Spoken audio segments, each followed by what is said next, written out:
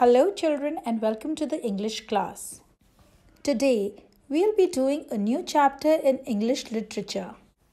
The chapter is titled Crow Boy and it is written by Taro Yashima. Taro Yashima was a Japanese artist and author renowned for his beautifully illustrated books for children. He won 3 Caldecott honors for his picture books, Umbrella, Crow Boy and Seashore Story. Now let us begin with this beautiful and heart-touching story. On the first day of our village school in Japan, there was a boy missing. He was found hiding in the dark space under the schoolhouse floor. None of us knew him, but we immediately nicknamed him Chibi as he was very small. Chibi was a strange boy. It was the first day of the author's village school in Japan when a boy went missing. He was found hiding between the raised platform of the school floor and the ground. He probably felt lost and lonely. The children immediately nicknamed him Chibi. Chibi means tiny, and they nicknamed him so because he was slightly built and short. The children felt that Chibi was a strange boy. He would watch the ceiling or his wooden desktop with great interest for hours. He would study a patch of cloth on a boy's shoulder. He would look out of the window all round the year and find delightful surprises even when it rained. The children thought he was strange because he would sit alone and stare at the ceiling or his desk for hours together. For him, a patch of cloth on a boy's shoulder was something to study. And of course, the window showed him many things all around the year. Even when it was raining, the window seemed to have surprising things to show him. On the playground, if he closed his eyes, Chibi could hear many different sounds, near and far. He could hold and watch insects and grubs which we would not even look at.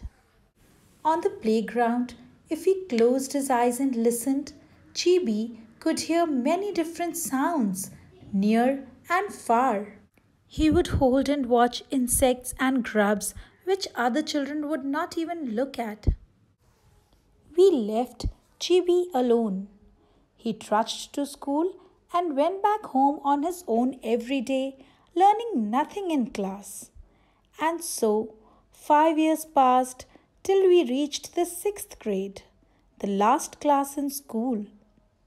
Our new teacher, Mr. Isobe, was a friendly man with a kind smile. He frequently took us to the hilltop behind the school. While we played, he often spent time talking to Chibi. Chibi was unlike any of the boys in the class, and so they let him alone to do his own things. He was all alone in the study time and also in the playtime.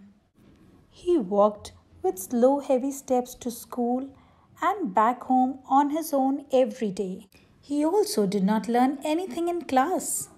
Now all the children were in the 6th grade, that is the last grade in the school. Their new teacher, Mr. Isobe, was a friendly man with a kind smile. Many a times he took them to the hilltop behind the school. And while all the children were busy playing, he often spent time talking to Chibi. He was pleased to learn that Chibi knew all the places where the wild grapes and wild potatoes grew. He was amazed to find how much Chibi knew about all the flowers in our class garden. Mr. Isobe was a kind man because he gave time talking to Chibi to whom no one talked. He was pleased to learn that Chibi knew where the wild grapes and potatoes grew. He also knew a lot about all the flowers that grew in their class garden. Later that year, Chibi appeared on the stage at the talent show. We could not believe our eyes. What can he do up there? We wondered. Later that year, Chibi appeared on the stage at the talent show. It was unbelievable for all the children because they wondered what talent he could display on stage when he did not seem to know anything. Then Mr. Isobe announced that Chibi was going to imitate the voices of crows. Voices of crows? First, Chibi imitated the voices of newly hatched crows. Then he made the mother crow's voice. Then he imitated the father crow's voice. He showed how crows cry early in the morning and when they are happy. At the end, to imitate a crow on an old tree, Chibi made very special sounds deep down in his throat. We were struck with wonder. While the children were wondering as to what Chibi would do on stage, Mr. Isobe announced that he would imitate the voices of crows.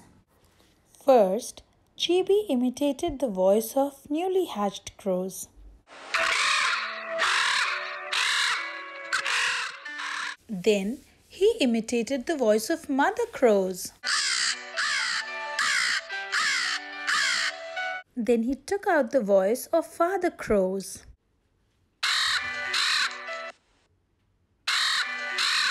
Then he showed them how crows cry early in the morning and when they are happy.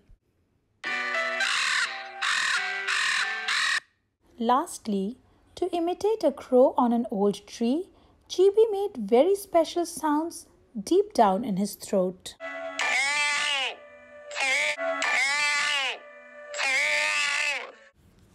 All the children were struck by wonder and surprise as to how talented Chibi was. Our minds were taken to the far and lonely mountainside from which Chibi probably came to school. Mr. Isobe explained that Chibi had learned those calls for 6 years while leaving his home for school at dawn and arriving home at sunset. Each one of us cried. We realized how wrongly we had treated Chibi. After school was over, we sometimes met Chibi in the village, but nobody called him Chibi anymore. Their minds were taken to the far and lonely mountainside from which Chibi probably came to school. Mr. Isobe then explained to the children that Chibi had learned those calls for 6 years while coming to school from home at dawn and reaching home at sunset. All of Chibi's classmates cried because they were sad and ashamed of themselves for teasing Chibi. They regretted for not having made friends with him. After the school was over, the children sometimes met Chibi in the village, but nobody called him Chibi anymore. We all called him Crowboy when we greeted him. Crowboy would nod and smile as he stretched his shoulders proudly and set off for his home in the far mountainside. And from around the turn of the mountain road would come a crow call, the happy one. They would not call him Chibi anymore, but Crowboy. And Crowboy would nod and smile and felt proud as he set off for his home in the far mountainside. And from the turn of the mountain road, a crow call would come, a happy one. Chibi was finally happy to be accepted as a friend and proud of his talent that gave him a new name. He returned their friendliness with crow caws as he walked back to his home in the mountainside.